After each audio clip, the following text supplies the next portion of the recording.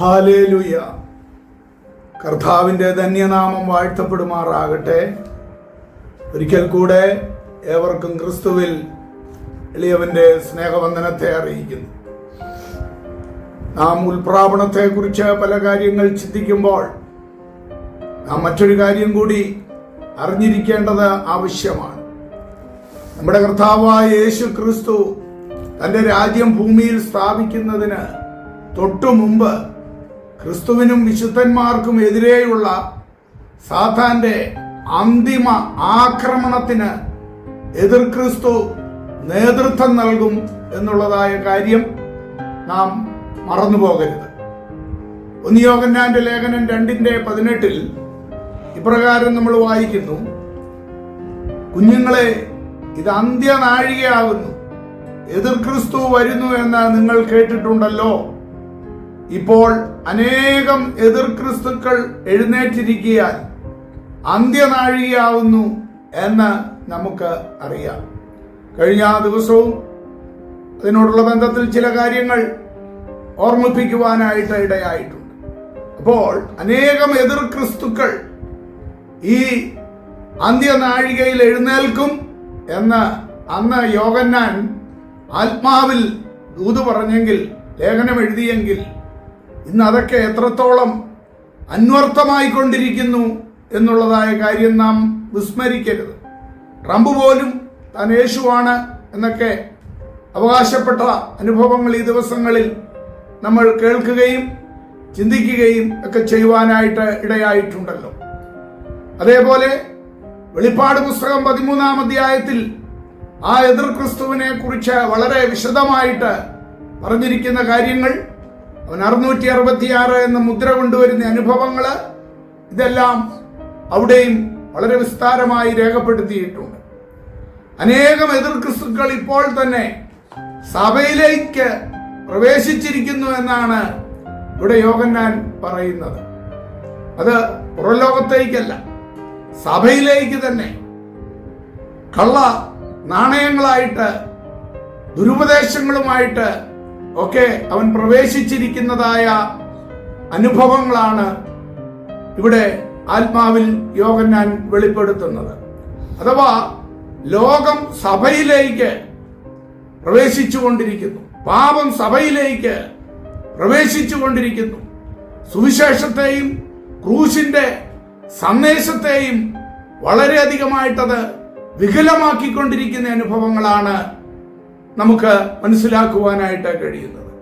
അതിന്റെ അടുത്ത വാക്യത്തിൽ, 19-ാം വാക്യത്തിൽ, അവർ നമ്മുടെ ഇടയിൽ നിന്ന് പുറപ്പെട്ടു എങ്കിലും നമുക്കുള്ളവർ ആയിരുന്നില്ല എന്ന് എടുത്തു പറയുകയാണ്. അപ്പോൾ ഇത് പുറപ്പെട്ടത് നമ്മുടെ ഇടയിൽ നിന്ന് തന്നെയാണ് എന്നവിടെ എടുത്തു പറയുന്നു. എങ്കിലും അവര് നമുക്കുള്ളവർ ആയിരുന്നില്ല. അവർ നമുക്കുള്ളവർ ആയിരുന്നുവെങ്കിൽ നമ്മോടുകൂടെ പാർക്കുമായിരുന്നു. എന്നാൽ എല്ലാവരും നമുക്കുള്ളവരല്ല എന്ന് പ്രസിദ്ധമാകേണ്ടതല്ലോ എന്നാണ് യോഹന്നാൻ അവിടെ വീണ്ടും പറയുന്നത്. അഥവാ ആരംഭത്തിലെ അവര് ഒരിക്കലും യഥാർത്ഥമായ വിശ്വാസികൾ ആയിരുന്നില്ല എന്നാണ് അവിടെ രേഖപ്പെടുത്തിയിരിക്കുന്നത്.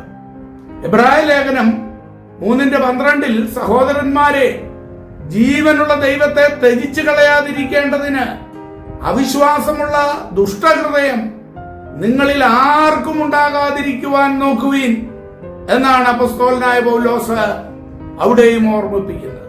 അപ്പോൾ ഇങ്ങനെ സഭകളിൽ ദുഷ്ടപിശാച് അവന്റെ ഏജന്റന്മാരെ പലയിടങ്ങളിലും അവൻ തന്നെ നിറച്ചുകൊണ്ടിരിക്കുകയാണ്.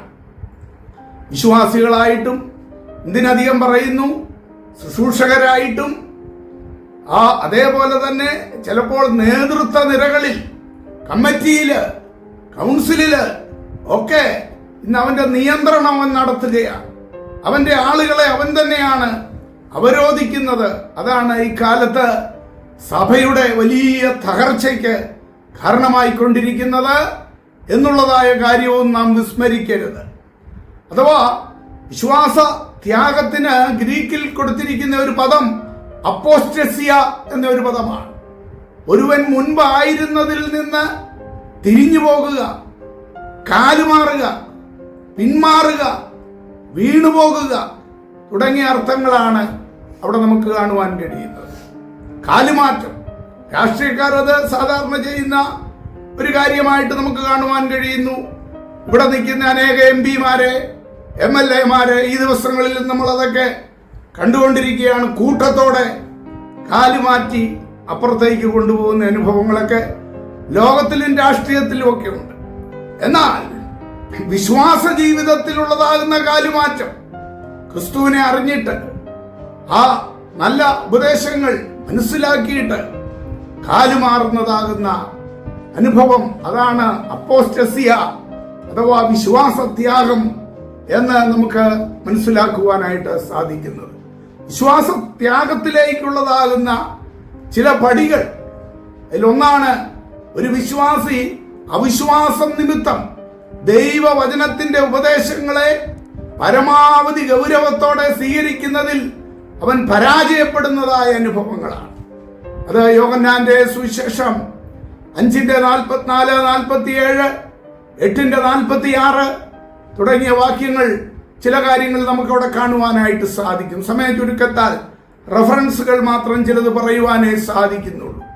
രണ്ടാമത്തെ കാര്യം, ഒരുവന് സ്വർഗരാജ്യത്തിന്റെ വാഗ്ദത്തത്തെക്കാൾ ഈ ലോകത്തിന്റെ വാഗ്ദാനങ്ങൾ അവന് ശ്രേഷ്ഠമായി കാണുകയാണ്. ഈ ലോകത്തിലെ അവന്റെ സുഖങ്ങള്, ഈ ലോകത്തിലെ അവന്റെ അധികാരങ്ങള്, അങ്ങനെയുള്ളതായ കാര്യങ്ങളൊക്കെ സ്വർഗരാജ്യത്തിന്റെ വാഗ്ദാനങ്ങളെക്കാൾ ശത്രു അവന്റെ മുമ്പിലിട്ട് അവനെ വിശ്വാസത്തിൽ നിന്ന് വ്യതിചലിപ്പിക്കുകയാണ് ചെയ്യുന്നത്. മൂന്നാമത്തെ കാര്യം, പാപത്തിന്റെ ആ വഞ്ചന മുഖാന്തരം അവൻ സ്വന്തം ജീവിതത്തിൽ പാപത്തെ സഹിഷ്ണുതയോടെ അവൻ വീക്ഷിക്കുകയാണ് ചെയ്യുന്നത്. അവൻ നീതിയെ സ്നേഹിക്കുകയോ ലംഘനത്തെ വെറുക്കുകയോ അവന് ചെയ്യുന്നില്ല എന്നുള്ളതാണ് നമുക്ക് കാണുവാൻ കഴിയുന്നത്. എബ്രായ ലേഖനം 1:9 ആ കാര്യം നമുക്ക് കാണുവാനായിട്ട് സാധിക്കും. നാലാമത്തെ കാര്യം, ഹൃദയകാഠിന്യ നിമിത്തവും ദൈവവചനത്തിന്റെ വഴിയെ നിരസിക്കുന്നതിനാലും അവൻ പരിശുദ്ധാത്മാവിന്റെ ശബ്ദത്തോടും ശാസനയോടും അവന് അല്ലെങ്കിൽ അതിനെയെല്ലാം അവഗണിച്ച് മുൻപോട്ട് പോകുന്നതാകുന്ന അനുഭവങ്ങൾ. എഫെസ്യ ലേഖനം 4:30, അതേപോലെ 1 തെസ്സലോനിക്ക ലേഖനം 5:19-22 വരെയൊക്കെയുള്ള വാക്യങ്ങൾ, കുറെ കൂടി കാര്യങ്ങൾ നമുക്ക് അവിടെ കാണുവാനായിട്ട് സാധിക്കും. അതേ പ്രിയമുള്ളവരെ, നാം ഒരു കാര്യം മനസ്സിലാക്കണം. സഭയുടെ ആ ഉത്പ്രാവണം നടക്കുന്നതിന്, അഥവാ യേശു ക്രിസ്തു തന്റെ രാജ്യം ഭൂമിയിൽ സ്ഥാപിക്കുന്നതിന് തൊട്ടു മുൻപ്, അതേ ആ ക്രിസ്തുവിനും വിശുദ്ധന്മാർക്കും എതിരെയുള്ള സാത്താന്റെ അന്തിമ ആക്രമണത്തിന് എതിർ ക്രിസ്തു നേതൃത്വം കൊടുക്കുന്നു. ഇപ്പോൾ തന്നെ അവൻ ലോകത്തെ അവന്റെ കയ്യിൽ ആക്കിക്കൊണ്ടിരിക്കുന്നു, സഭകളെ അവന്റെ കയ്യിൽ ആക്കിക്കൊണ്ടിരിക്കുന്നു, അനേകരെ അവന്റെ കയ്യിൽ അവന് ആക്കിക്കൊണ്ടിരിക്കുന്നു എന്നുള്ളതായ ആ സത്യം നാം മറന്നുപോകാതെ വേണം. വളരെ വിശുദ്ധിയിൽ മാത്രമേ ഈ അന്ത്യകാലത്ത് ദൈവത്തിന്റെ ജനത്തിന് അത്രത്തോളം വിശുദ്ധി കാത്ത് മാത്രമേ നിൽക്കുവാനായിട്ട് സാധിക്കത്തുള്ളൂ. കഴിഞ്ഞ ദിവസങ്ങളിൽ ഓർമ്മപ്പെടുത്തിയതുപോലെ എല്ലാ ലോക സംഭവങ്ങളും കർത്താവിന്റെ മടങ്ങിവരവിന്റെ ലക്ഷ്യങ്ങൾ വിളിച്ചറിയിച്ചുകൊണ്ടിരിക്കുന്നു. ഒരിടത്തും സമാധാനമില്ല. അഥവാ ഈ ഭൂമി ആകപ്പാടെ അതൊരു മഥനെ പോലെ ചാഞ്ചാടിക്കൊണ്ടിരിക്കുന്നതായ അനുഭവങ്ങൾ, ഇതെല്ലാം നാം മനസ്സിലാക്കിക്കൊണ്ട് പ്രിയമുള്ളവരെ, ദൈവവചനത്തിൽ വിശുദ്ധിയെ കാത്തു നിൽക്കുവാൻ ഈ അന്ത്യനാളുകളിൽ പിന്നെയും നാം സന്നദ്ധരായി മുൻപോട്ട് നീങ്ങേണ്ടത് ഏറ്റവും അത്യന്താപേക്ഷിതമെന്ന് മനസ്സിലാക്കിക്കൊണ്ട് അതിനായി ഏൽപ്പിച്ചു കൊടുക്കുക. അടുത്ത ദിവസങ്ങളിൽ പിന്നെയും ഇതിനോടുള്ള ബന്ധത്തിൽ ചില കാര്യങ്ങൾ നമുക്ക് ചിന്തിക്കാം. മോഹത്തിന്റെ തേരിലേറി പോകരുതേ, ലോകത്തിന്റെ വീതിയിൽ വീഴരുതേ. മോക്ഷത്തിന്റെ മാർഗം ഞാൻ തുറന്നു തരാം, സ്വർഗത്തിന്റെ തോണിയിൽ തുഴഞ്ഞു നീങ്ങാം. അലയരുതേ, ഉലയരുതേ, ദിശ ദിശയറിയാതുഴലരുതേ. മോഹത്തിന്റെ തേരിലേറി പോകരുതേ. ലോകത്തിന്റെ വീതിയിൽ വീഴരുതേ. മോക്ഷത്തിന്റെ മാർഗം ഞാൻ തുറന്നു തരാം. സ്വർഗത്തിന്റെ തോണിയിൽ തുഴഞ്ഞു നീങ്ങാം.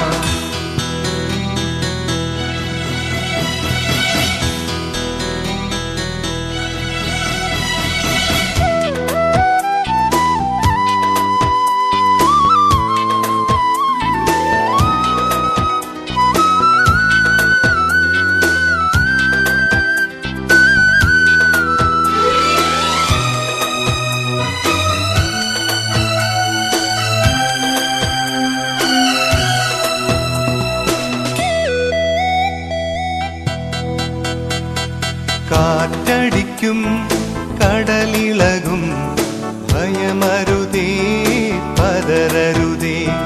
തോണി തന്ന മരത്ത് മയങ്ങുന്നവൻ യേശുവല്ലേ വിളിച്ചുണർത്താം. കാറ്റും കടലും അവൻ തടുക്കും. ദ്യോവിൻ തീരെ അവൻ അണയ്ക്കും. കാറ്റും കടലും അവൻ തടുക്കും. ദ്യോവിൻ തീരെ അവൻ അണയ്ക്കും. ദ്യോവിൻ തീരെ അവൻ അണയ്ക്കും. മോഹത്തിന്റെ തേരിലേറി പോകരുതേ. ലോകത്തിന്റെ വീതി